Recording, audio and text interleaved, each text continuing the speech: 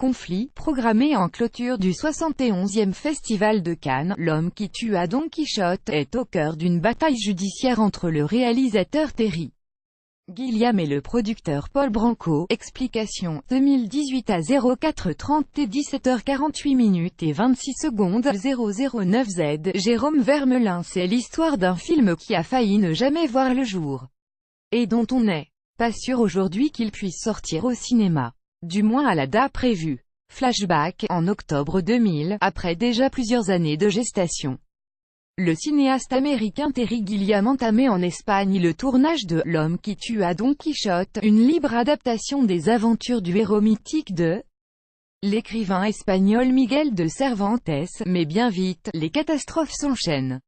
Le survol du plateau par des avions militaires, des pluies diluviennes qui vont détruire une partie du matériel et une grave chute de cheval de Jean Rochefort, qui devait jouer le rôle principal aux côtés de la star américaine Johnny Depp, entraîneront l'annulation du projet au bout de quelques jours. Un fiasco immortalisé dans un documentaire mythique, Lost in La Mancha. Par la suite, l'auteur culte de Brésil et de L'Armée des 12 singes tentera à plusieurs reprises de réaliser ce rêve de jeunesse, avec Robert Duvall et Ewan McGregor.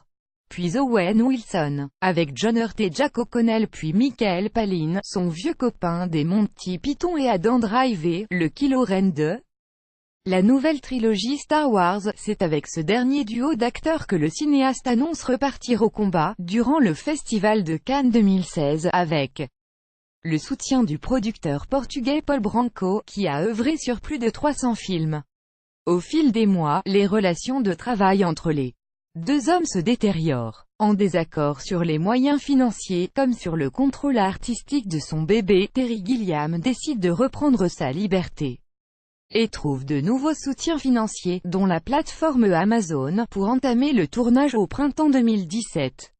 Si Adam Driver reste au générique, Jonathan Pryce, le héros de Brésil, remplacera Michael Palin dans la peau de son Don Quichotte de celluloïd. Mais Paul Branco ne l'entend pas de cette oreille. Le producteur, qui a acheté à Terry Gilliam ses droits d'auteur-réalisateur en avril 2016 via sa société Alfama Film, va d'abord tenter de bloquer le projet en mai 2017 à travers deux procédures distinctes, en France et en Grande-Bretagne. La justice a donné raison à Paul Branco, condamnant le cinéaste à lui payer de lourdes amendes. Mais elle n'a pas accepté d'interrompre le tournage qui ira à son terme. Le conflit, lui, est toujours ouvert, alors que le film est désormais monté et prêt à sortir. Après une audience en appel en avril dernier, une décision doit être rendue par la justice française le 15 juin prochain. Et pour les avocats de Paulo Branco, il est hors de question que « L'homme qui tua Don Quichotte » soit présenté d'ici là au Festival de Cannes, comme l'ont annoncé ses organisateurs, le 19 mai prochain en clôture de la manifestation. Distribué par Ocean Film, le long-métrage doit sortir le même jour dans toute la France. Mercredi dernier, l'avocate d'Alfama Film, Claire Roquet, annonçait avoir obtenu l'autorisation d'assigner en référé le Festival de Cannes devant le tribunal de grandes instances de Paris afin qu'il prononce l'interdiction de la projection du film à Cannes. Une audience qui se déroulera le lundi 7 mai, soit la veille de l'ouverture de la manifestation. Terry Gilliam et son équipe seront-ils privés de monter des marches? Dans un communiqué publié ce lundi, le Festival de Cannes dénonce les agissements de Paul Branco. Ses dirigeants précisent toutefois qu'ils entendent respecter la décision qui sera prise par la justice, mais qu'ils se tiennent du côté des cinéastes et en l'espèce du côté de Terry Gilliam, dont on sait l'importance qu'a pour lui un projet qui a connu tant de vicissitudes.